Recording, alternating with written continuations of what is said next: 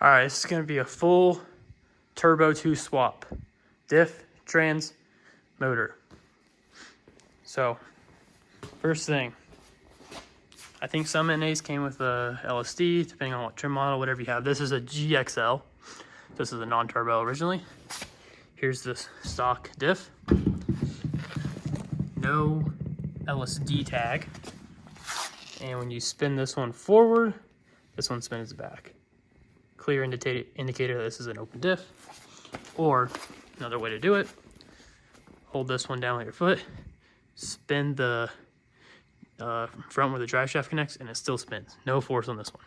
So, I'm gonna be swapping in the Turbo 2 diff first. So, things you need to do that. You need the Turbo 2 axles. So, the axle's still in there, the other NA axle's right here. So, NA axles, I'm gonna go grab my Turbo 2 axles and compare them and show you the difference between the two. Okay, here are the new Turbo 2 axles that are from Rock Auto. I'll get you guys a part number. This guy somewhere. Right here. Part number.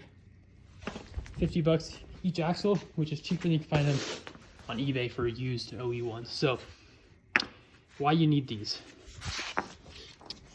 These are Turbo 2 axles. They don't fit. They fit on the Turbo 2 diff, which I'm gonna go grab. Here we have a Turbo 2 diff, or I won't say Turbo 2, limited slip, but it came out of an S4 Turbo 2. So you can tell on top, NA, LSD, a lot bigger. Limited slip gear oil only, an indicator. Spin this one. They both spin forward. Both spin back, both spin forward. So that shows that it's also a limited slip.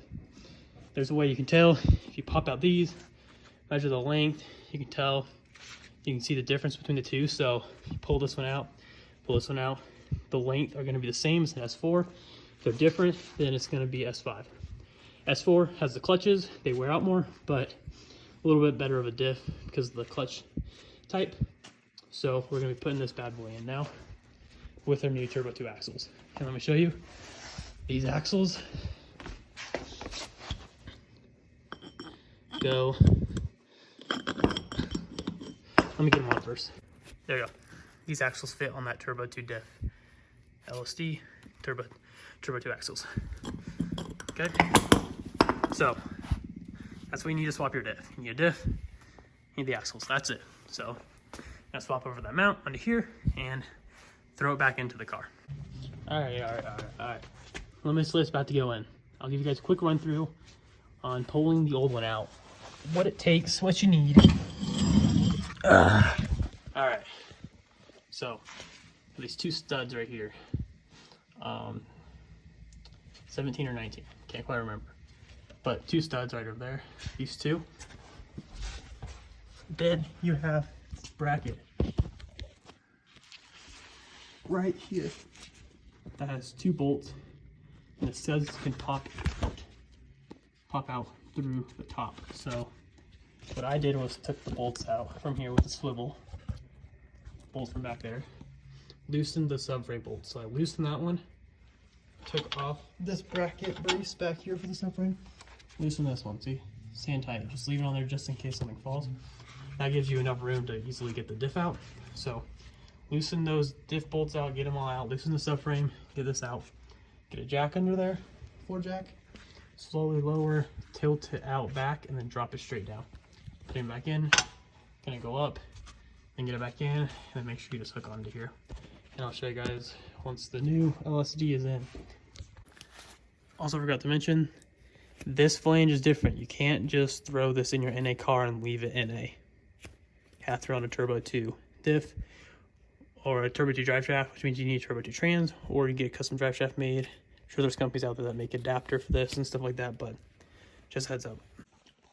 All right, so once you got your new diff in, your two bolts right there and over there, two up front. You bolting up the subframe if you had to loosen that to get the diff out. Next is your drive shaft, which I talked about. Oh, let me get closer. Okay. This is a T2 stock drive shaft. because the flange is different, but I'm running a T2 trans, S4 trans, so I didn't have to do any modifications. But like I said, you can't just swap in a LSD and keep your stock drive shaft, so something's got to change there. But that's all it is. Super easy swap, not too difficult at all, and now you got a limited slip in OE1 too.